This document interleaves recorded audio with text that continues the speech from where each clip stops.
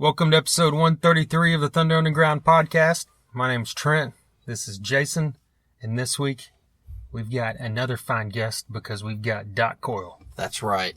God forbid, if any of you guys were ever familiar with the whole new wave of American heavy metal in the early and mid 2000s, you're gonna know God forbid. And Doc Coyle was in the middle of it. On top of that, he's got a million crazy, awesome things going on. So, you know, we had to snag him for the podcast. It was awesome. Yeah, we're going to get into that with him, talk a little more about his stuff here in a minute. But first, we're going to play some music and going to mention Rammstein. That's right. I went to the Rammstein show in Dallas this past Thursday. Yeah. Right at the end of June. And it was spectacular. I don't know what else to really say than that, because, I've talked about before how if anyone ever asks me what's the best show you ever seen, I usually say that. And, there's different ways to gauge what's the best thing you've ever seen, you know? Yeah. And them and Iron Maiden's, pretty much even. Iron Maiden obviously is going to win song-wise, but Rammstein's going to beat everybody stage-wise. And the thing about both those two bands is the stage production and the music is so high level that it makes it a complete experience. It's not like seeing Motley Crue or something where the music drags it down. Yeah. You know, the stage show. They've got to up the show because their right. singer sucks balls, so they got to make up for that. Or like Rob Zombie a long time ago. You know, yes, Rob Zombie's good now, but there was a time where his performance was a little lacking, but yes, it was. I've always loved him, so I'm not saying anything negative. But anyway. Well, you know, as opposed to the last time you saw him.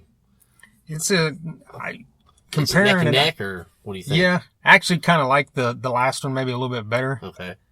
You know, the stage show maybe was a little cooler. This one was more, it's the thing they were doing this past year. I saw the videos from Chicago Open Air and a couple European things they did, and it was still that same stage show where it's all industrialized looking, and there's fire almost at all times. Not at all times, but every single song has mass amounts of fire and all kinds of stuff going on. But it seemed like that time I saw them, I think it was 2012 when they did the short arena tour in America. Seemed like it had more stuff going on, a little more diversity.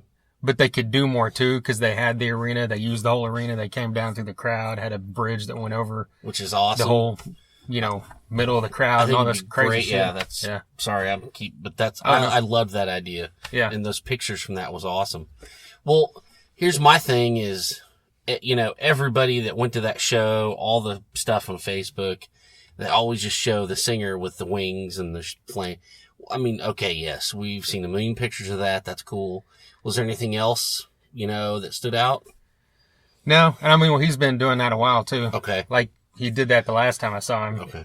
But the last time he's just standing on the stage doing it. This time it raises up and he is pulled up by cables, I guess. I see. But there was a point, I'm trying to remember, I can't remember which song it was, but he, there's a couple times he brought out this bow and arrow looking thing. And one time he just spun it around and fire's flying off it. But then another time, towards the end of the song, he shot the bow, which I think it looked like he shot it, but then sparks and fire flew across the whole top of the crowd. Wow. And went out behind, clear to the back. We've been to the Starplex. Yeah. It's it's one of those amphitheaters where the whole seating area is covered by a covering, and then the lawn area is open. This fire went through the whole covering and then, snapped and stuff, and then flew back at the stage and then exploded on the stage.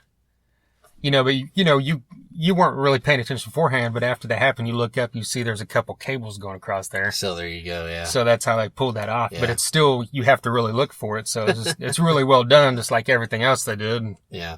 He had the thing on with some kind of weird fat suit, and he pulled it off, and it has all these canisters around him where it looks kind of like, when you see a guy in a movie that straps the bombs around him. And then at the end of the song, it all just starts exploding. Just right there on him. It's just like, it looks, I don't know how they do it. If obviously he has on fireproof stuff, or it's not really fire, but it was actually snapping and exploding, and Jesus Christ. Each one did it, and then at the end it just blew. It looked like the whole thing blew up. You just see a flash of fire, and then it goes black, and he disappears for a minute. And you imagine how hot that motherfucker must be on every show? Yeah. Well, all of them, because that's another thing I wanted to talk about. They probably lose like 40 pounds every night. I need to fucking be on that tour. Yeah, that's why they all look like, they could all fight. 6 of them could beat your ass. Yeah, no shit. Even the little, skinny keyboardists could kick our ass probably. But like, I was in a 10th row behind the pit. Mm-hmm. So that's probably equivalent like 15th row. Yeah. I don't know, because the pit there was not that big. And by the third song, there was sweat running down my head. Really? Yeah, and down my face. Jeez. I kept wiping it off, and that lasted the whole time. Like it wasn't that bad. Like earlier in the night, Hell Yeah played, and they had a good crowd in there, but it wasn't completely packed full. A lot of people were hanging out outside. And then once Rammstein was getting ready to go on, the place like completely filled up, and it got a little bit more hot because of people, but it still, there was a nice, cool night. But yeah, as soon as they started like that, just the constant fire just never let up. So you're just like hotter than shit, but it's so good you don't think about it. Yeah. Well, what about, the one thing we probably need to mention, the music. Yeah.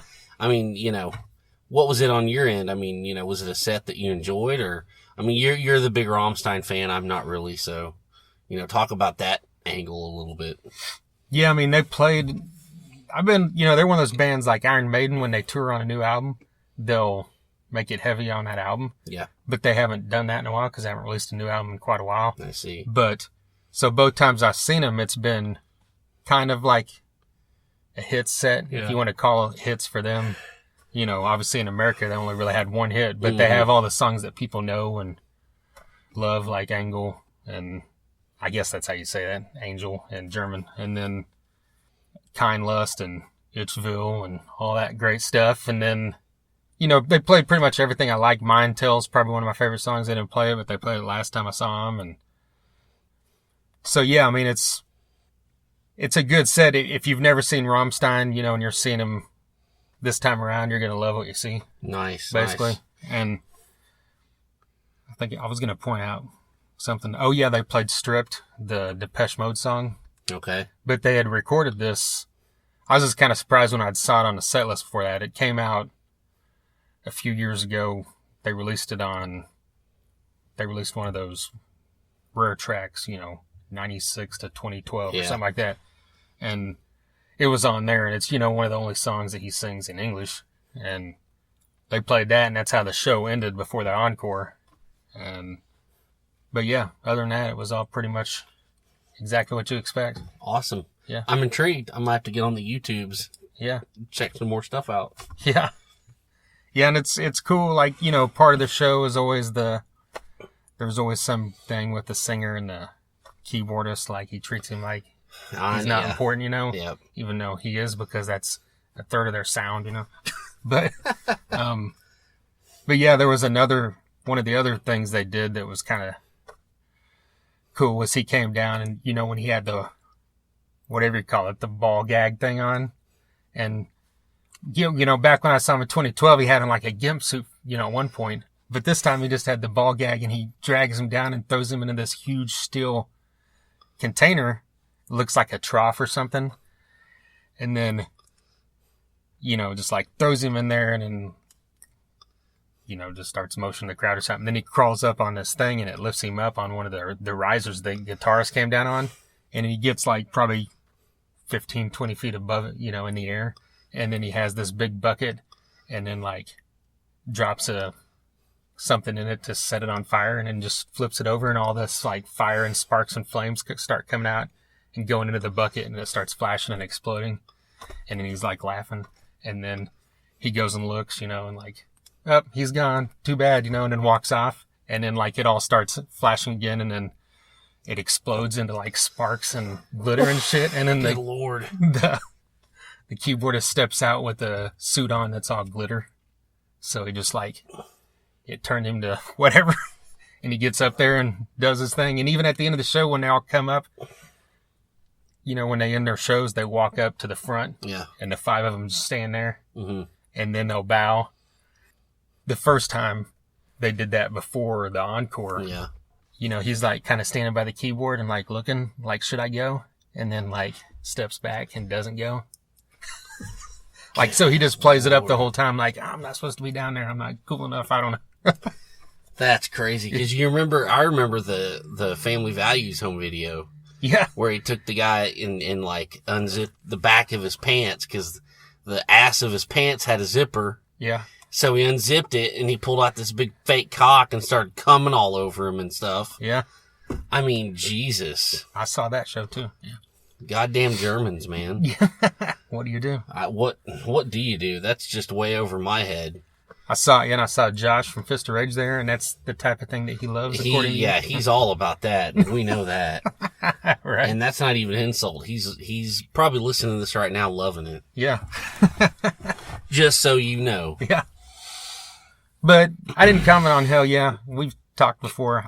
Every time I try to get into it, but yeah, it just, same here. They sounded great. Chad Gray's great at getting the crowd into it. He's a good front man, but there's just something about the music that just never pulls me in as much as it should. I have literally every album they ever put out, I give it a spin. Yeah. I give it a chance, and it doesn't suck. I just can't get into it. Yeah. Yeah, it's Sorry. how I've always been. Yeah. Yeah. But I saw a video, I think it was the next day that, I remember if it was Hell Yeah or Vinnie Paul posted. I don't think Vinnie Paul doesn't have a Facebook, does he? I think so. It's probably Hell Yeah. But it was backstage after the show, and it was Till Lindemann from Rammstein with Vinnie Paul and a couple other guys from Hell Yeah. Nice. Doing shots. Oh, that's awesome. Yeah. There you go. But he had brought him I think it was French tequila or something. And French tequila. yeah, I think son of a bitch. I think he said it was from France or something's what I heard him say. And nice. Okay. Okay. That exists. yeah. Okay. There you go. Well, man, good. That's awesome. Glad you had a good time. Yeah. Yeah. So see, I've told you, I'll tell anybody else, see him, even if you're not a fan of the music or you're just kind of like, it's still worth going to check Gotta out. see him once. Yeah. Gotcha. Do we need to play some music? I think so. I think it's time. Yeah. We're going to play Ironaut. This is a band out of California that we played before, and we've actually had Eric from Ironaut on this show. Yes. Episode 92. And that's a good one. He talks about all this this band and all his other bands and stuff he's been a part of. So go back and check that out. They have a new EP out called Six Stupid Lies, and this song is called When the Sun Is Gone.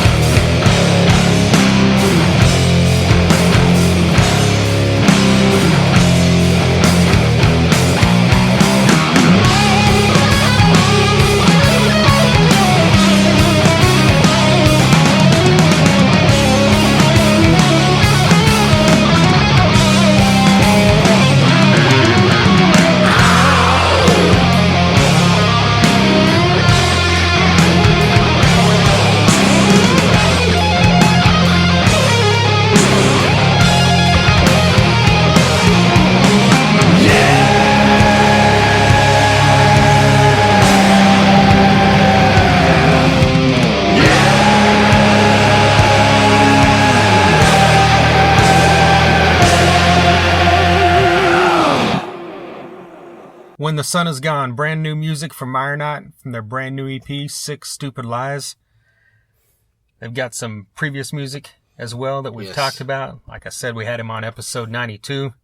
This band, all three of these songs are great. Yes. And this band continually has put out great stuff. Yeah. I'm a fan. I know you are. Yeah, I mean, chunky, riffy, fucking, organic, raw rock and roll. I mean, this is what it is. Yeah. And Six Stupid Lies, it's great. This When the Sun Is Gone, it's a badass song. They've got a song on there called World of Shit, which is, I don't know how they knew, but it's about, my marriage. The past, 7 years. Your ex-marriage. Ex-marriage, yeah. I mean, it's done and over with. Thank the fuck Christ. But they knew about all that. But all joking aside, these guys rule. Go back and listen to the episode where we had Eric on. I mean, we can't champion these guys enough. Yeah, that's available on their Bandcamp. Just search Ironaut. That's Ironaut. Look them up on Bandcamp. You can buy that thing for $3. I saw a thing where it said you could buy their back catalog discography for $5. Yeah. It's an amazing deal. $5. I mean, what else are you going to do? Yeah. Do it. Especially when it's great music. That's right. Support it. Yeah. And like you said, Eric was on here episode 92. He was also in Gypsy Hawk. He talks about all that stuff. So get back there, check that out. Well, something else you need to check out. Doc Coyle. Yes. Vegas Nerve and Bad Wolves. Bad Wolves. These are the two current things he's got going on musically. Like you mentioned at the beginning of this, he's always got a lot of things going on. Yeah. He's also got a podcast that he does now, which is great. The X-Man podcast. Yeah. Check it out. And it's a cool idea, cool concept where he pretty much just interviews guys that are ex-members of bands. Yeah. Like, there's a lot of people out there like that, so it's not hard to find. Yeah, but it's like a lot of his friends and stuff. Yeah. I mean, because technically, he is, even though it's not like, God forbid, went on without him, but he's an ex-member of a band because they're not together. Yeah. So, that's a cool idea, and I've listened to several of them and love what I've heard. Yes, definitely. He's written songs for Bodycount. I mean, he's written for VH1.com. I mean, this guy's done everything. So, the insight and the stories are invaluable. Yeah. So it was a great conversation. Yeah, get on YouTube, Spotify, their Facebooks, all that stuff to check out Vegas Nerve and Bad Wolves. Yes. Both are great. They have a little bit different sound between the two. Vegas Nerve has a little more of a straight ahead rock feel than what you'd be used to if you know him from God Forbid. Yeah. And Bad Wolves is more metal. And Bad Wolves, of course, features Tommy Vext, who's filling in on Five Finger Death Punch right now. That's right. So, I mean, the Bad Wolves name is out there, and like he talks about coming up in this interview, he said it feels like something's, what's the right word, swelling up, like this thing's getting ready to hit. So be on the lookout. Bad Wolves should be blowing up. That's my guess, too, because they're a good band. Definitely. And, also, we can't not mention God Forbid. You guys need to go check them out. If you love Killswitch Engage, Shadows Fall, Lamb of God, go check out God Forbid. I remember we went to see them. We went to see, I think, Ozfest 2004 in Kansas City. They were a standout for me, you know. Doc got to fill in for Mark Morton, in Lamb of God on, the Metallica tour 7-8 years ago. Saw him on that. So, I mean. You saw him twice on that, right? I saw him twice because we went to see we went to see them in Oklahoma City, just their headlining show. And then the next night they were in Dallas opening for Metallica. And I mean, that was awesome. And remember we went to see, were they at the Chameleon Room? Yeah, that wasn't that long. I mean, it's long ago now, but I mean. With like Shadows Fall, I think, right? 4 or 5 years. I think that was 2 different shows. Oh, okay. Never mind. I'm sorry. Never mind. Well, maybe you're right. Well. I know. We met him at that show. I got a picture with him. Yeah. But in any case, I mean, just, the breadth of this guy and what he's doing, it just spans everywhere. So really, get into whatever he's got going on. You won't be sorry. Definitely. So let's just get into this. Here's Doc Coyle.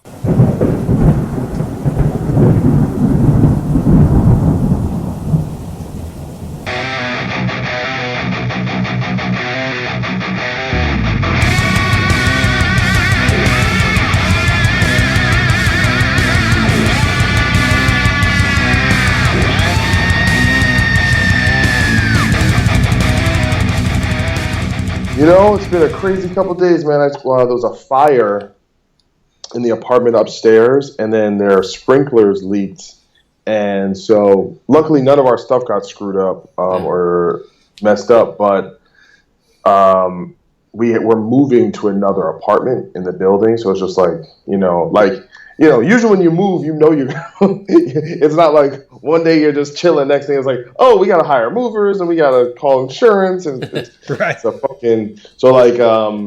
With Vegas Nerve, one of my bands, we released a video on Monday, and then we have these shows coming up. So I was like about to get in promo mode, and then all this shit happened where I put the video out and I've barely been able to do anything to promote it. So I'm just kind of like, so I got these shows coming up. We got the video. I got Bad Wolves shit going on. It's a whole mess. So, well, were you home at the time of the fire? Did they make you evacuate or anything?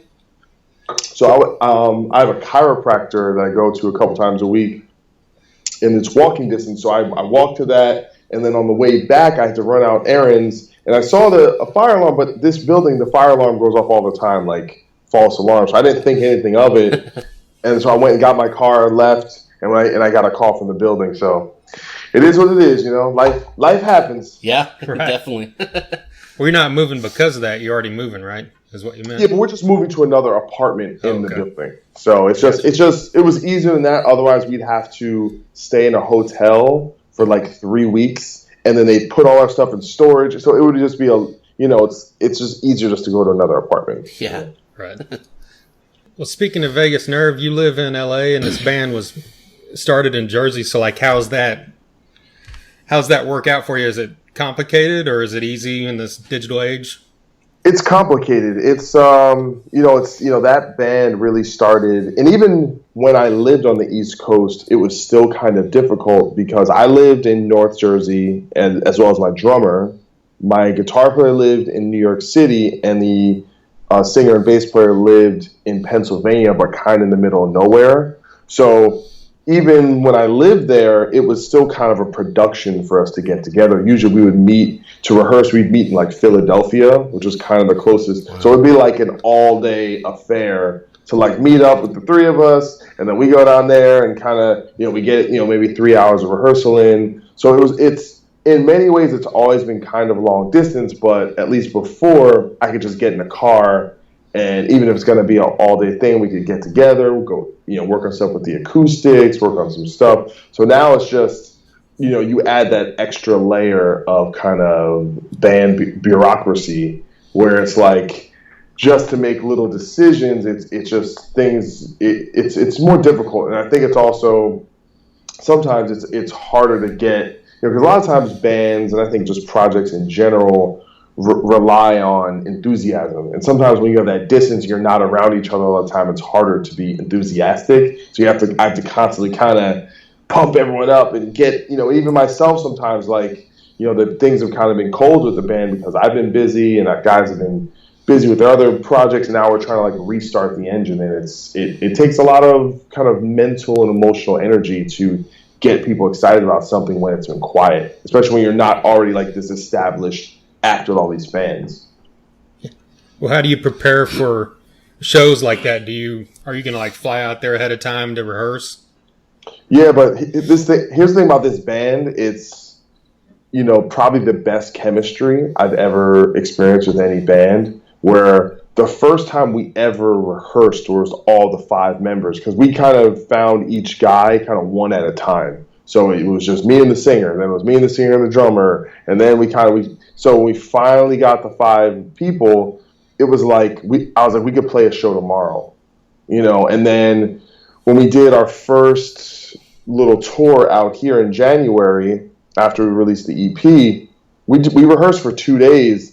And it's the first show. I mean, there were no mistakes. It's pretty crazy how tight this band is, and it's and it is more on the rock side of things, but it is intricate and there's a lot of details. But the thing is, my drummer is a pro drummer. He's one of those guys you call and he shows up and he nails the gig. My guitar player is a pro guitar player. These guys are high-level musicians. We have people of that caliber. They prepare.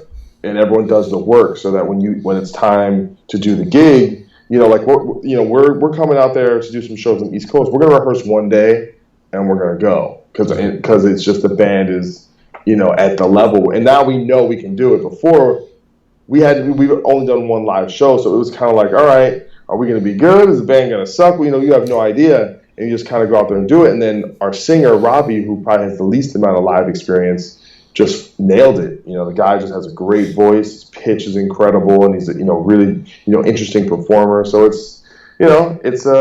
I have no worries.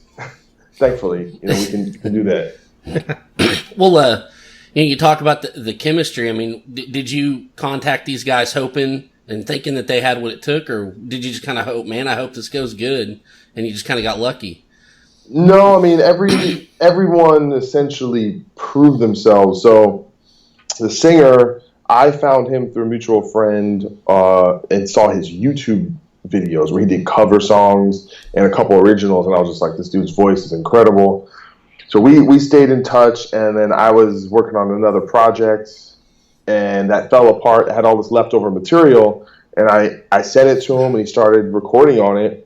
And so we kind of did that for a while, working on songs, and then we were like, should we record this and make a record? And I was like, nah, man, I think we should put a band together and make it a real thing instead of just two guys making a project. So we kind of, I was teaching at School of Rock, music school in New Jersey, and the guy that got me the job was our soon-to-be drummer.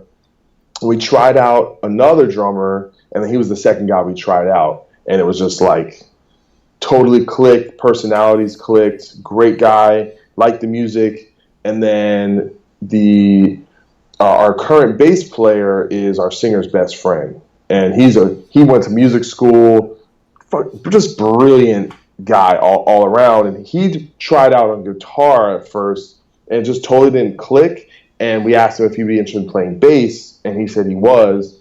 And he just nailed it. Same thing. Even though he doesn't have a lot of background as a professional in terms of playing with other bands, he's just someone who is extremely skilled and takes it really seriously. So you work on stuff, and he shows up, and he has such a musical ear. And he's also very talented production wise, and knows a lot of he does a lot of almost all the electronic sounding stuff on the record. He did all that stuff with all the intros to the record. And then our guitar player, we actually did kind of a wide search. That's when we went public with the band, and we put out a sampler of 3 or 4 little samples of music. And I mean, we got probably 50, 100 people submit, and then we held auditions in New Jersey, and that's how we found our guitar player, who I knew I was friends with him before, but he's in another band called Mother, a straightforward kind of blues rock band.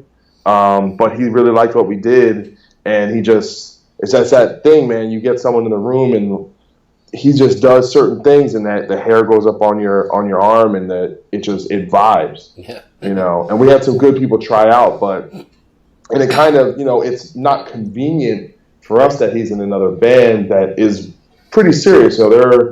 That's his kind of main thing, and we know that, but the chemistry is so potent that we're just okay with that, because it's just, you can't just plug someone in and it's going to be the same. It's not going to be the same, Yeah. And everyone added, even though me and the singer pretty much had the music written before everyone joined, everyone added that thing that makes it a band and not just a recording, And, we recorded in a room together and really wanted to capture that sound of the band, I watched the new video, and it's got a lot of live footage. Was this something that you guys had input in how you wanted to put together? Did you put all that in the hands of the director?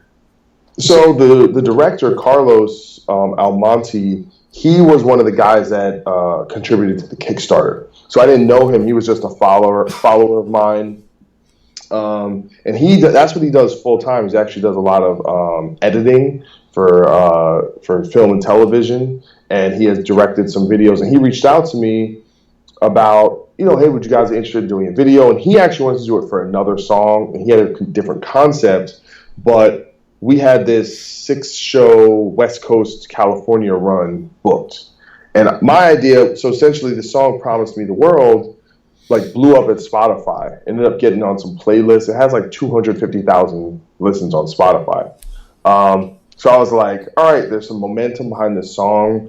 It's the kind of the heaviest, kind of rockinest track on the album. And I think that, has a certain appeal to, certain aspects of the kind of hard rock and metal community. So I was like, you know what, we're doing these shows. Let's just do a guerrilla style, just come out, shoot some shows, and just do like a live energy style video. So he just came out and he shot, I think 5 out of the 6 shows with him. I think he had one other person maybe to get some more coverage on 2 other shows. But that was the idea. But he took kind of my like rinky-dink DIY idea and turned it into a really compelling visual music video. I'm not going to tell you what we spent, but he hooked us up. Like we did not spend a buttload, and he did a very lot with a very little. It kind of tells you how talented he is. Well, it's been, when you started Vegas Nerve, it's been, probably 20 years since you had really started a band from the ground up. So Yeah. was it a daunting thing after having already been in a successful band, or how did you look at it?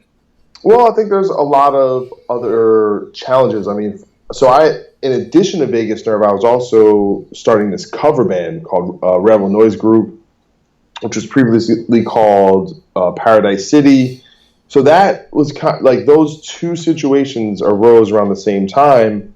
And I'm, like you said, the last time I started a band, I was in high school. And it's like back then, you don't even really start it. You kind of just like stumble into people and then start playing with them. And then you find out about another guy and that person. There's very little kind of thought or big planning, So despite all my experience in the music industry, I hadn't put a band together. And I think the main difference is when you're 32 years old as opposed to 22 years old, the people that you're going to be talking to, they're just at a different stage in their life. So finding musicians that can, gig and have free time and they can rehearse, it's just, you're looking for certain types of people, and it's not easier, especially depending on where you are. So, with Vegas Nerve, I'm the oldest guy in the band, pretty by far, by like 4 or 5 years. So it's, for me, it was just like, I don't know how I'm to do this stuff. So you just go and you figure it out, Yeah. And the truth is, it's a different world. We have different ways of communicating with people. We have different ways of, like with the guitar player search, I made, put the little sample on a SoundCloud, wrote out, did a little write-up, sent it in a bunch of metal websites, picked it up, and it kind of spread on its own. And that's how things go now, and it's just a completely different methodology. But yeah, man, I'm it's one thing being in a band that's established and has a solid lineup, and you're, trying to figure out all the things that get you to a place of success. But, starting from the ground up, and, it's humbling, but it was fun. It's kind of just like, doing it, not doing it for money, not doing it to be important. It was really just because we kind of believed in what we were doing musically, and just as a collection of human beings. It was just a really great group of people to be around. Well, where do you look for this to go after you guys play shows? Because it'll be about a year since you put out the EP. Are you going to look to do more music into 2018? Yeah, we're working on new stuff right now. It's just been kind of slow going. Ravi, our singer, and Aiden, our bass player, they have another project called Cosm, and they just released an EP that they've been working on for a while. And then Mo, our drummer, tours with this famous keyboard player named John Ginty Jr., who plays with like the Dixie Chicks, and he's like kind of known in like these kind of jazz circles, and kind of, and then our guitar player said he's in the band Mother, which has picked up new management. So everyone's been really busy. So we've been kind of working on music piecemeal here and there. And then now with me, with Bad Wolves, my other band, that band is about to get signed and get really busy. So more likely what's going to happen is, we're going to do these shows, we put out this video, and then while I'm busy, we're kind of just going to start working on material to try and put enough material together to make a full-length record. So hopefully by the time Bad Wolves is done, then we can kind of focus on that. But with this band, it's been very much, we're never looking too far past our own nose. It's really just about meeting these kind of very simple, small goals that are, if we were all in the same place, playing a couple shows wouldn't be a big goal. But for a band where everyone's spread out, it does take a lot of effort to kind of make these things happen. So we'll see. It's very much my goal really was just to put out a record and do some shows. That was it. So there was some label interest, but no one was really ready to bite because before we put the record out, we weren't a live band. We weren't really playing. People saw that it's long distance, and they don't really take it seriously if you're not out there and show. So that's part of the reason why we did a live video, because so that people in the industry could see, they're a real band. We're not just a recording. We're not just a computer band, Well, that was kind of the next kind of place we wanted to go, was Bad Wolves. Talk about how that came about and what's going on with that. So I moved, it's really interesting because I moved to Los Angeles in the summer of 2014, and my car broke down twice, the transmission. I bought this used car, and I got stranded in Denver, Colorado, and I was trying to figure out how to get to LA, and Devil Driver ended up giving me a ride on their tour bus. They were on tour with Whitechapel, and they were going in that direction. So I hit them up, and so it's like kind of weird because that's very much tied to like me getting to LA and then being an LA based band. And not too long after that, John Boecklin quit Devil Driver. And he pretty much started working on the music that at first the band was called Eye of Tongues. But with Devil Drivers at the time, guitar tech Max Karen, and so they were working on material, and I was kind of just on the outside looking in, just kind of hearing all the demos, and it was crazy. Like Max, a lot of people don't know who this guy is. He actually plays in Once Human, the band with Logan Mader. Oh, yeah. But just a brilliant guy. Like I think he's in the future, as things go on, he's going to become very, very well known. But he and John have been working on this music for 3 years, pretty much since I moved to LA.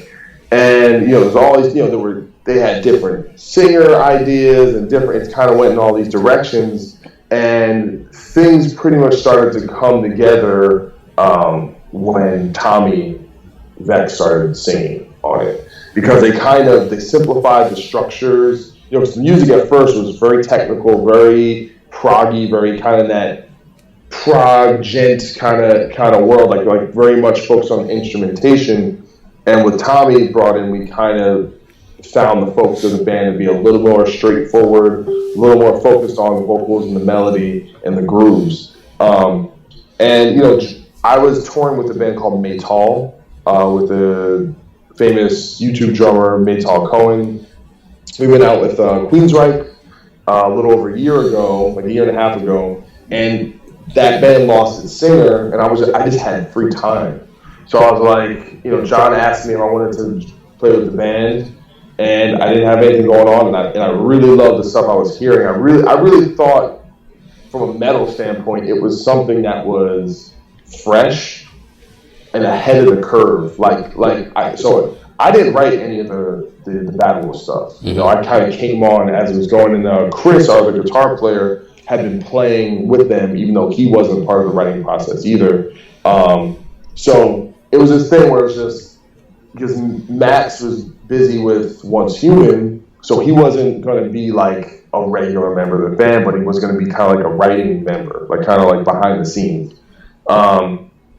So essentially it was like me and John working on stuff. Then we got Chris in, and then so there was the three of us. Then we started auditioning bass players, and we couldn't find bass players for a while. So it was this really slow process. But actually, it's really funny is the way our bass player got in the band, which is Kyle Conkeal, who's in Vimic. We asked him to be in the band a while before, but he couldn't do it.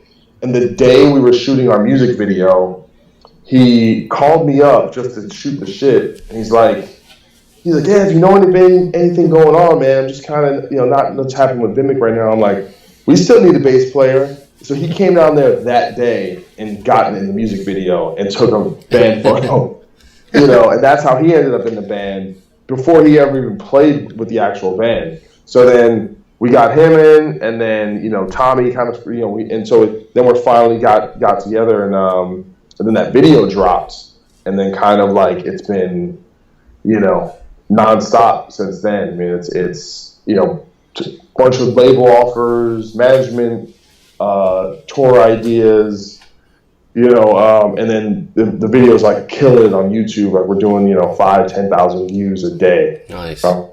So that's no label, we're not spending any money on advertising. It's very much a natural thing. So it's that band. It's more. I'm just going with the flow, and I don't run the band. I'm not the lead guy. I'm kind of like a peripheral character trying to interpret what's on the record and really bring a great live show and bring professionalism. And obviously my name being part of it has helped the notoriety out of the gate, because there is a lot of guys in the band that have a lot of experience and have a name. So it's interesting, man, but it's cool. I'm really excited to actually see what happens, but there's a lot going on that I can't mention as of yet. But I will say that the momentum there's probably more momentum and heat on this than maybe even, God forbid, So there's a lot of opportunities for this band, and I think it's gonna be cool when the record's done, because I think it's really gonna stand out from what's because I think you have that whole gent kind of that scene, which is really cool, but this band takes an angle on that I think is actually much more palatable to like your average metalhead, or even like someone who's into more rock. Like I don't know, it's a different spin on it, I think. Mm-hmm. Well, I think obviously a lot of diehard metal fans will come and check this out because of who's in the band. But do you think with Tommy getting that fill-in spot with Five Finger Death Punch that's going to help bring in more of those mainstream rock fans?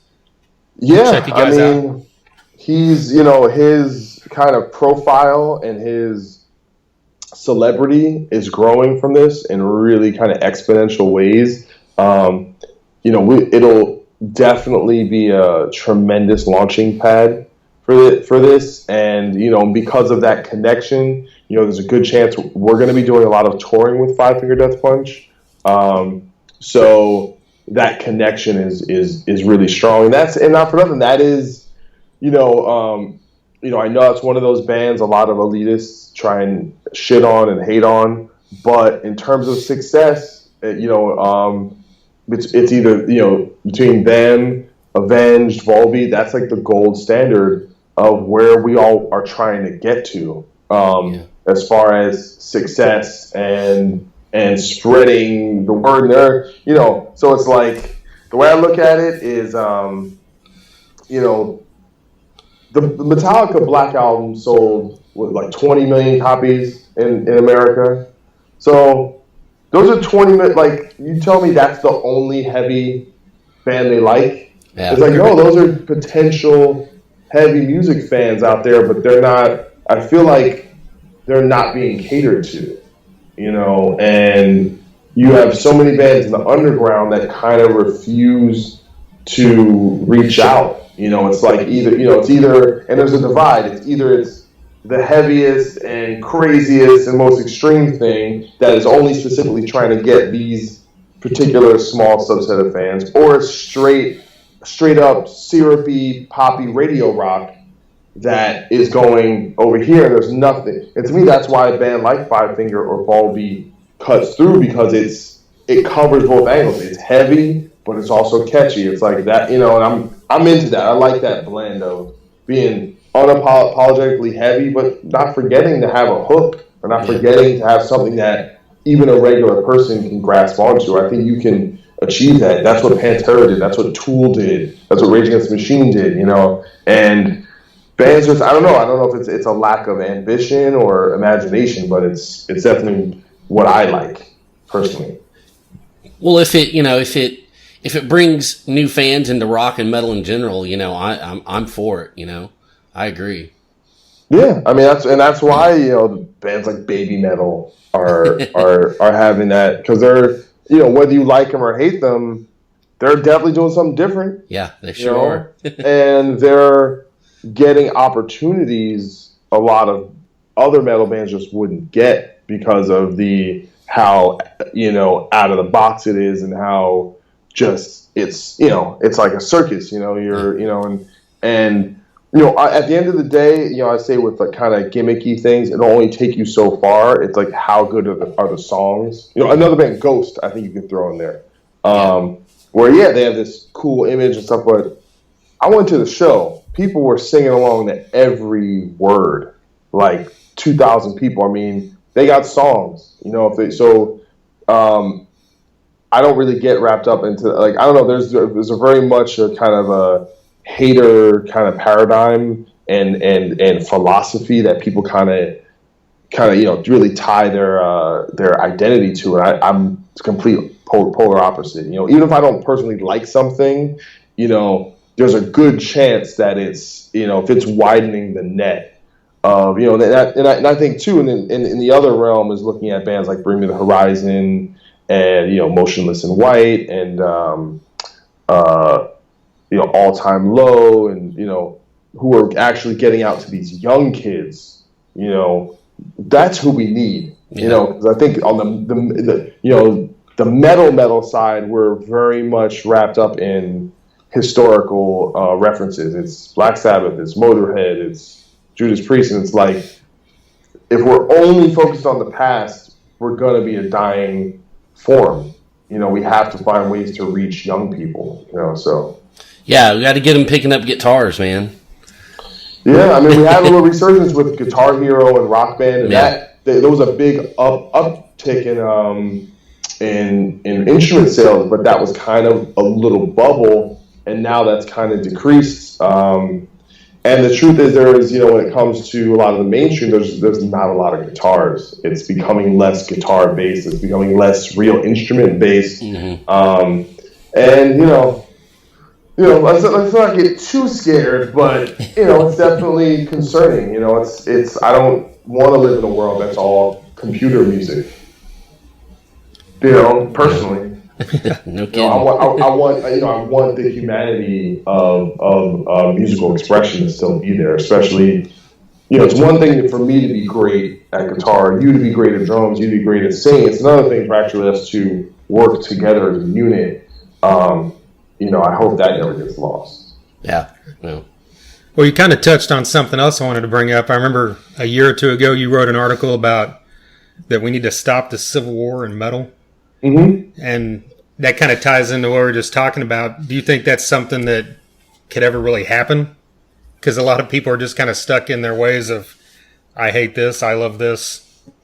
Well, it's funny. I think you can find a through line with that and as a media thing, right? So that same type of media tactic is predominant in music, but it's more so predominant in politics and sports, right? So if I'm a sports writer or I'm a politics writer, the way I get the most attention is by saying the craziest and usually divisive thing, right? Yeah. So that's because the thing is, the way you make money now is by clicks, by advertising. So attention has become the most valuable commodity, right? How many eyeballs you have on you. And the thing is, a moderating, well-balanced, kind of pleasant and respectful article no one gives a shit. But if you say something crazy, you know, if it's like, you know, the head of your article is, you know, Chad Kroger should eat a dick, you know, on spinmagazine.com,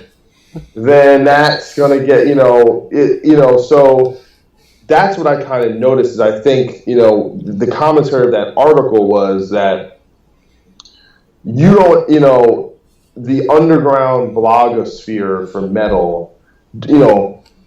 I get it. Like, you need to have your villain in your world, right? Because what they're doing is they're in niche.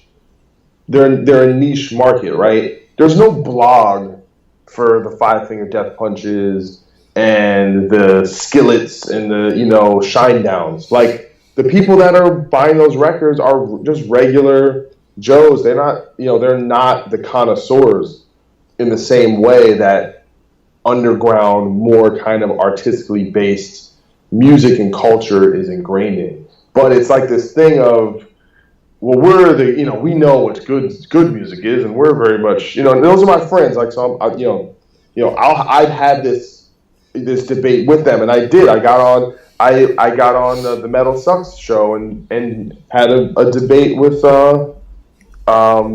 Ben from Metal Sucks and talked about this, where the big difference between me and them is I'm in a band and I play with bands and I know these guys. I can't, they don't have that relationship, so they can shit on David Draymond. They can shit on Dave Mustaine because they don't have to go and look these people in the eye.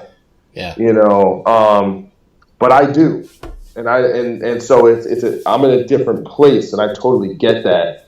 But the general point is that but everyone's looking at their best interest, which is they run a website. They're trying to maximize the reach and the profits, and also maintain their identity, right? Because if your Metal Sucks and your brand is, well, we think this is the standard of music that is good. We also have to call it out when we think it's not good, because if you just say everything's good, then how much credibility do you have? Yeah. So I get that angle of it. Like, I think that's fine. But at the same time, if the whole point is we're gonna shit on anyone who's big, we're gonna shit on anyone who's selling records, it's like, well, you should kind of just shit. Like, what's the point of getting successful if you're just gonna hate on everyone? And I think there's that thing. It's almost like the more popular you are, it's almost proof that you suck or that you sold out. Yeah. Do you know what I'm saying? Like, yeah. It's like an invalidator of your credibility. But then again, to me, that kind of dilutes what credibility is. It's like, credible to who? To you? Because I don't know how do we, because some people say, well, I know my shit is good because we sold this many records. That doesn't necessarily work either. It's like McDonald's sells the most hamburgers. Do they make the best hamburger? No. Probably not, right? Yeah. So like these metrics about what is good, what is not good, but I think, everyone's kind of looking at their own corner, but I'm looking at the big picture. It's like, how does metal and heavy music stay relevant in pop culture? And I think right now there is not much relevance unless you're Metallica. Mm-hmm. That's pretty much it. Other than that, we're kind of on the outside looking in, and I don't want to be disrespected. I don't want to be looked at as a second-class citizen. Well, I mean, that's something me and him have talked about before, too. You mentioned Metallica selling albums earlier, and we just went to the show the other day at Cowboy Stadium, and there's like 60, 70,000 people there. I went and saw Guns N' Roses last year, the same amount of people. Like, who are these people that aren't going to other shows, Well, I think in many ways you have to understand that Metallica and Guns N' Roses were also doing 70,000 people back in 1992. Yeah. They're, and I think a lot of those people, they're not, listen, there's going to be people like me and maybe like you guys who, we're going to go to 4, 5, 6, 7 shows a month. But some people, they're only going to go to 2 or 3 shows a year. They're going to go to Mayhem Fest. They're going to go see Slayer. They're going to go see Metallica. They're going to go see Five Finger. Like, it's kind of, it is what it is, and not everyone's going to get to that level because those are more like what we call like a casual fan. Not everyone is obsessed with metal. Like, some people just have, so it's there really only is so much bandwidth for that. But if you look at the broad numbers, I mean, they sold more concert tickets last year in America than at any time in history. So people want to go to live shows. People want live experiences. Because there's less revenue on the record sales side of things, there are more bands on tour. People are trying to kind of extrapolate more revenue from that source. So there is an issue there where you kind of have the lower middle class fighting over crumbs, where, you know, the Lady Gagas and the Taylor Swifts and Bruno Mars and the Metallicas, they're just fine. Their shows are always going to be sold out. You know, there's no problem there. So it's you know, I don't know how to get there, but I think when something does cut through and it's interesting and it's new and it's heavy, but it has, because to me, like, I look at a band like Ghost. Are they a rock band? Are they a metal band? Yeah. I don't know, but they're fucking dark. All the lyrics are about Satan. They're, you know, it's catchy as hell. Yeah, but it you know, people will look at that band's success who don't like them and try and discredit it, right? And say, oh, they have a gimmick, or oh, well, it's you know, it's like, instead of saying no, they actually are doing, like, it's kind of hard to bullshit metalheads. I think, because you look at a band when they put out a shit record, it doesn't do well. Yeah, people don't like it. They don't. You know, very few bands are kind of, you know, immune from that. And then when you do make a good record, they come back. You know, it's like, look at those couple Megadeth records, like 13, and like, people didn't give a shit. The shows weren't. Like, then they put out the new record, Dystopia. All of a sudden, record sales are way up. Oh, yeah. Like, you know, ticket sales, like, that's at the end of the day. Like you kind of have to give people credit that when something cuts through, like a Volbeat or a Ghost, they're doing something interesting. They're providing something that is not there in the marketplace. Well, changing the subject a little, your collaboration that you did with Bodycount, This Is Why We Ride, like, how did that come about? Is this something you guys had talked about working together before, or did they just approach you?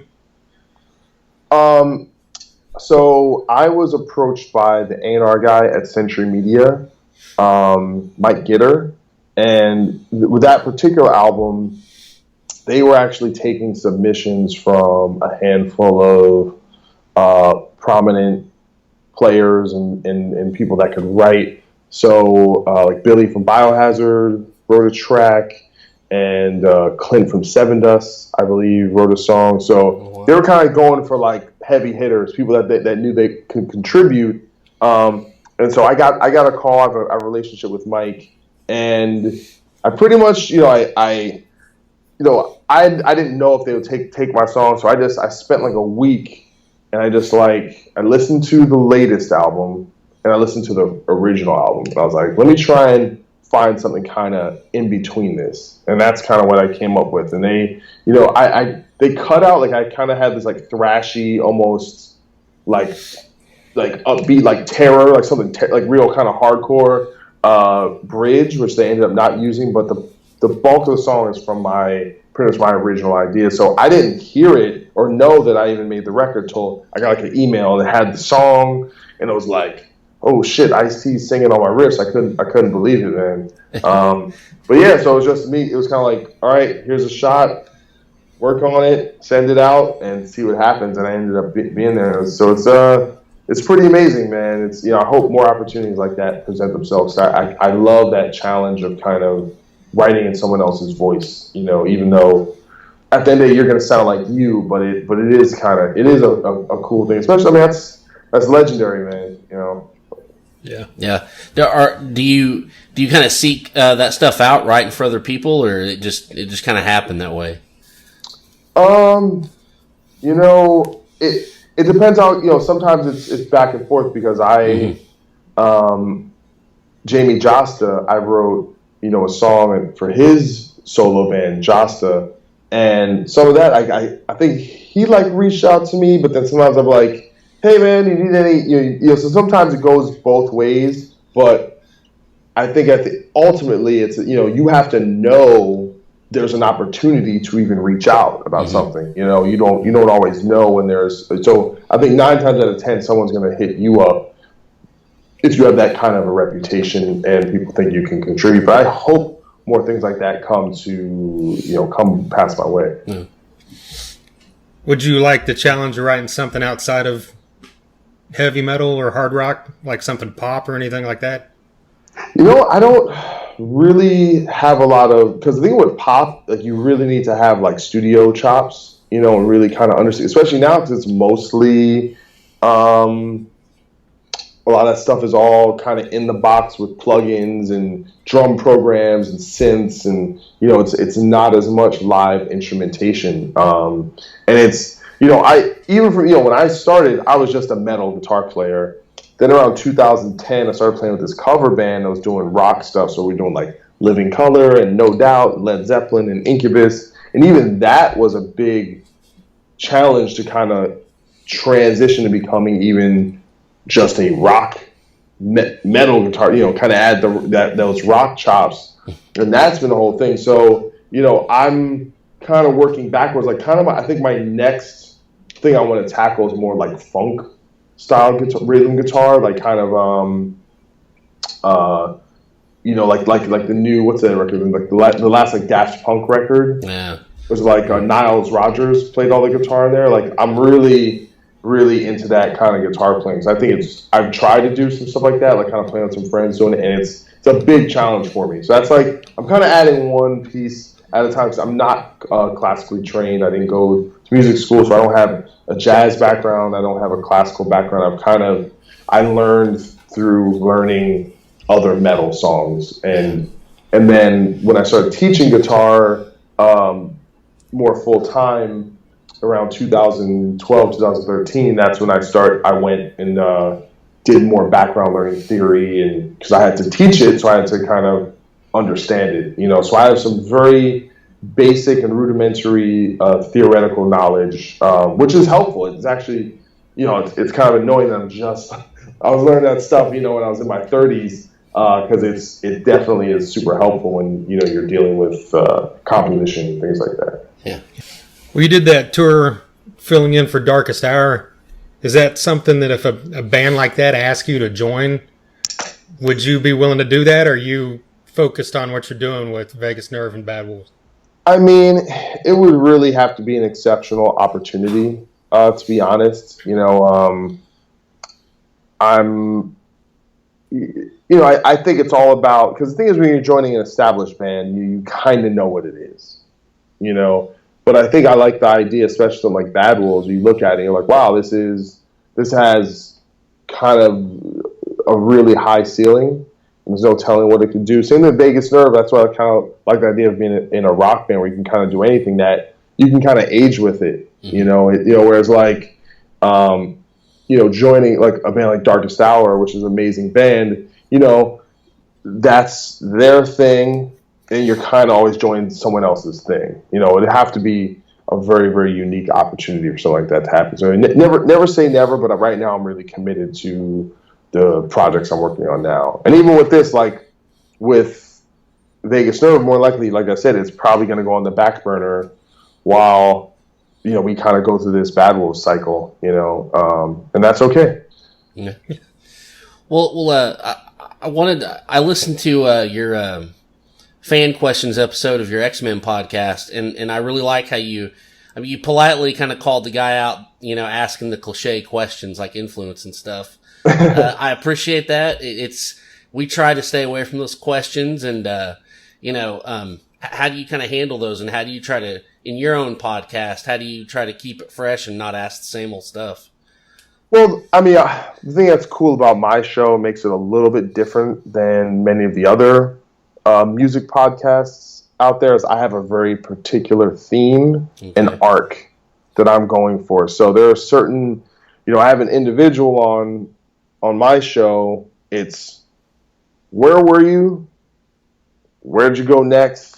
Where are you now? And then filling those gaps about not only how you got to those places, but how you felt about it. Like the thing that's really important to me, it's kind of like this emotional core of, all right, this happened, but what were you going through internally?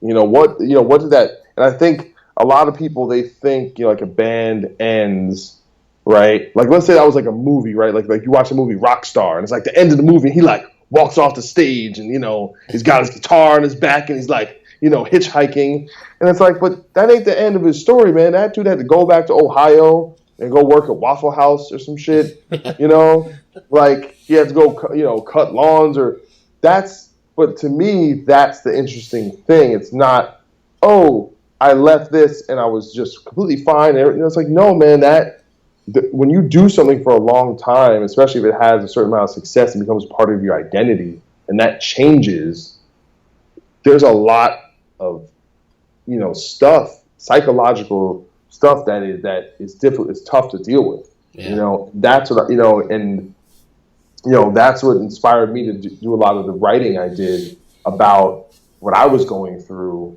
And I noticed how people really connected to that, is that honesty and like saying, hey, I'm going through a rough time. I'm 30 something years old and I don't know how to be an adult. I just got to, I'm trying to figure out how to live, but I'm not the only one that's happened to, so that's really, so I have an angle, and even though other people touch it, and I'm when they'll talk to someone who just left the band and they'll tell them their story, but that's my particular angle, and then every now and again I'll have certain guests where we'll have a subject matter that isn't per se their personal X-Man story. Like I had Phil Labonte on, and we just did an all politics episode right before the election, or I had writer on to talk about this new wave American heavy metal article he wrote, Andrew Zalucky. So and I kind of want to do a little more of that. Like I think next week me and my buddies are going to do just an all NBA to kind of wrap up the season, talk about what's going on with that. So kind of want to mix that up. But I'm such a fan of podcasts that it's really important to me to try and do something different. Because here's the truth: if I have the show and I feel like it's stale and I'm not bringing something to the marketplace that's not unique, I really don't see a reason why to do it. It's got to be something that people come to this and they get that thing that is only there. Yeah. Well, looking back on your time with God Forbid, what are your best memories? Is it the catalog you guys put together, or is it the touring? Well, I mean, listen, I think with God Forbid, the catalog is, it's one of those things that every now and again, like I'll hear a song. Like it's kind of a weird thing when you haven't heard a song. When you're hearing a song like in the distance maybe or something, you're like, you're like, who is that? You're like, yeah, that sounds pretty good. And then you realize, oh, that's us. I think with God Forbid, I don't know if we ever made like that album that like changed the game or anything, but we were always a solid B+. I feel like I feel like there's no record sucks. Maybe outside of our first EP, every record for that moment in time, I think was us really laying it on the table and doing the best we could. And I think there's a lot there. And to me, the band, when it was really focused and our ambitions were set high and we had a lot of confidence, probably from that like 2004 to 2006 range, as a live band, I think we were as good as anybody. Yeah. And that, the thing I'm really proud of was that, we did have the same 5 guys for 12 years. And there was a personality and there was it was a family environment, and that's the thing I probably missed the most, is just that, and that was like me, I had like went into this kind of post breakup depression a little bit after that, just about, feeling displaced in terms of, I don't have that family unit, I don't have that thing, and that's hard, some people, whether that's your actual family, you start a family, or like, whatever, you're on a sports team and those were my guys, or you're in the military and those are my guys, or whatever, just having that maybe it's a little different for men, maybe we kind of need that male camaraderie and the bonding and the all that stuff. I don't know, but it was there was definitely a special moment in time. And listen, the thing about it now is, engaging in the world,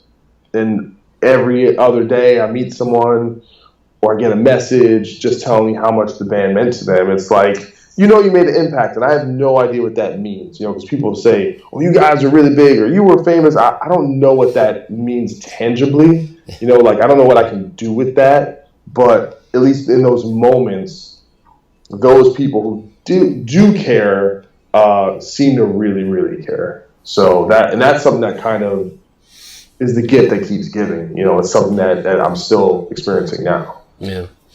Well, I saw you when you did one of those shows filling in for Mark Morton, and I know that Metallica is like one of your favorite bands. They're my favorite band. They're not one. They're numero uno. Hey, mine too. Do you have any cool stories, or just that had to be just such a trip? There's a couple. There's a couple stories from that, man. I remember. So the first day of the tour, we're in Nashville, Tennessee, and I went through a breakup before that, and I was basically going through like a nervous breakdown, kind of like right before I had to do the biggest gig of my life, and so I'm just a mess, going up to this because I'm nervous about the actual show and having to play Lamb of God songs in front of 20,000 people, but I'm also just like a wreck because I just got broken up with. So it's first day of tour, I'm just stomach, can't eat anything, and I'm in like the catering room, and I see Kirk Hammett, I see Rob Trujillo, I'm like, oh my God, I'm freaking out, right? And then Lemmy is there that day. So if you guys have seen the Lemmy documentary, there's a performance at the end with him playing with Metallica. Yeah. That was that show. Oh, wow. Yeah. So there's like a dressing room that says Lemmy on it. And I'm just like, I can't, there's a sushi chef at catering, right, who just make you your own sushi. I'm just like, I can't have, Jet Hetfield walks in the dressing room and he's like 6'4", and it's like, you want to salute him. It's like, it's like, that's a general, I'm freaking out, right? And then we're getting ready to play, and the intro music is playing, and I'm just like, and I swear, like I said, most nervous I've ever been in my life, and they had that badass. It was the music from Wrath. They had that cool, acoustic thing. Yeah. And right when we're getting ready to go out there, Chris Adler comes to me. He's like, "Hey, man, don't worry about it. Just put on a good show." and literally in that moment, and then just walking out there, it just kind of, I was like, oh, this is what I do. It's just a show. I've been doing this forever. And I just went out there and I did like he said, and I just rocked out. Yeah. And just went for it. And then pretty much from then I wasn't really nervous at all, kind of went away, just being, but I think you're so jacked up for a moment like that. And the thing that's kind of crazy about that, because they play in the center of the arena, when you go out there, it's like a boxer, right? You go through the curtain, and then there's people all on the sides, and you're clapping. It's like that. So it's a completely different feeling when you normally enter a stage. It's more dramatic, and it's so that I think that's probably one of the coolest ones. It's kind of freaking out and realizing it's going to be okay. Yeah. And then it was awesome. Then I had a blast, but it's a teachable moment in that I think some things are so big you almost can't imagine doing it until you're doing it. Yeah. At least for me at that time, and that opened up a whole lot of possibilities. Say, hey, I can do this. And since then I filled in for other bands and done other things, and it's definitely once you have that moment of fear and you get through it, you realize you can pretty much do anything. Awesome. Definitely. Well, man, we appreciate you taking the time to talk to us. Of course. Thanks for having me as well. Yeah, thank you. Definitely. Any of my stuff, doccoyle.net. You can follow my stuff, and at Doc Coyle, Instagram, Twitter, all that stuff. All right, man. You guys be good. I like that Thunder, that OKC. Oh yeah. You think Westbrook's gonna win the MVP? No. He's gonna win it, right? No, I think he's gonna win. I don't have much hope for the future. I'm scared he's going to be gone. So I have a dream in my heart is that one day Westbrook and Anthony Davis will end up on the same team. There's no reason why it should happen, but I just imagine that it'll just be the craziest thing. Those just two freaks. Right. Where do you think? You think Paul George is going to the Lakers? I don't know. I feel like they have the upper hand, but it's because the thing is, remember, it's all about the Indiana has all the chips as far as where he'll end up now. Because the way they're concerned, they're like, all right, he's leaving the year, so they're probably going to trade him. What's the bet? What's the most they can get? And they can probably get the most from the Lakers because the Lakers are guaranteed to re-sign him. But if you're the Lakers, why are you going to give up a bunch of shit if you can just sign him? Oh, that's true. Yeah. So, but if I'm them, it's like if I can get Kevin Love and he's signed till 2020, why not? Or do they want young dudes and picks?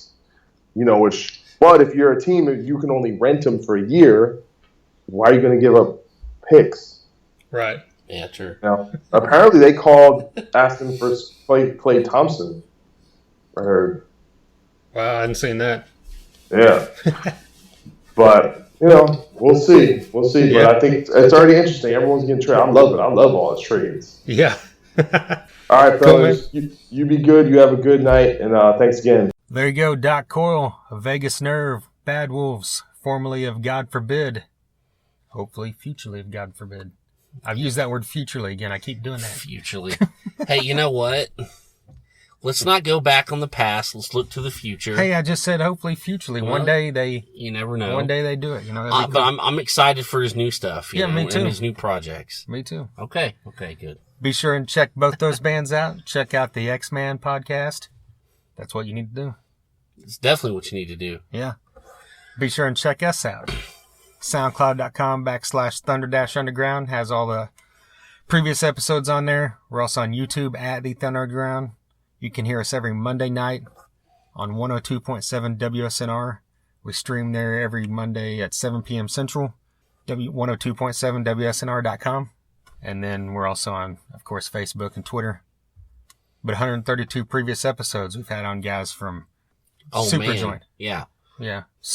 Couple guys from Superjoint. We had on Jimmy Bauer, who, of course, was in Down and I Hate God as well. Speaking of Down, we had on Kirk Winstein from Crowbar. That's right. Phil Anselmo was on his podcast for about 27 seconds. I was about to say, when we interviewed Jimmy Bauer, a certain somebody made a tiny little guest spot. Yeah. Like a 15-second long. And who was that? That's Phil. Phil Anselmo. I mean, I never died before. That is Pepper's hair. Yeah, it's so Pepper. Fucking Pepper dyes his hair. He dyes his hair. Applefield. That rule. But, we've had guys from He Is Legend, Miss May I. We've had, Eddie Trunk. Eddie Trunk was on here. Yeah. I mean, come on. Seven Dust, Avatar, Drowning right. Pool, Shinedown, Battlecross. We've had a bunch of guys from the 80s rock stuff like Warrant, Great White, Europe, Bullet Boys. Trickster. Yeah, Lillian Axe, Taiketo. Then we've had on guys from, I'm just drawing a blank. Bruce Kulick. Yeah. Gene Simmons. These guys were from a band called Kiss. If you didn't know. So, we've had a few people on. Give it a listen. We've also had some great local guys. Scream Your Red Mutiny, Severmind, Less Than Zero, Grind. We just had Grind on an episode. Less Than Zero. Did I say Less Than Zero? Yeah. Fuck me. Fuck me. I'm leaving that on because that's awesome. You're probably, Less Than Human. Jesus Christ. I'm not even that drunk yet. God, that's how you know I'm old. Right. But sorry, guys. I love you, Less Than Human. They know you love them. TheThunderUnderground.com. Look us up. Follow us. There's tons of stuff to check out there. We've got stuff coming with two of the members of 3D in Your Face. Yes. They're making their return to the podcast. Two of the members from Grind. Yes. Making their return to the podcast. And then we've got an episode coming up with Fist of Rage that is a joint episode with Porch Talk. That's going to be amazing. So this is the first official Porch Talk Thunder Underground collaboration. Joint, whatever you want to call it. It's called Under the Porch. Under the Porch. I don't know. Sorry. Hey, That was you know just off what? the top of my head, and that didn't work out. That's fine. I'm going to stop talking because I already put my foot in my mouth once. Thunder Porch. No, that's stupid too. I don't know. We'll figure out something. Thunder Talk? There you go. Under Talk. But yeah, the two of us with the two of them and all of Fist of Rage. So this has got Yeah. craziness written all over it. It does, and it's probably going to be the most drunken thing you've seen or heard this year. I can call it right now. Right? Yeah, our episode of Fist of Rage last year was one of the funnier ones, in my opinion, that we've ever done. So you imagine the four of those with, Chris and Laura and us? It's just going to be a little manic, I think. I'm going to have my Uber ready. Right. My Uber app. We're ready to go. Right. All right. Be looking for that here in the next few weeks as well. Thanks for listening, and until next time. Thunder Underground, y'all.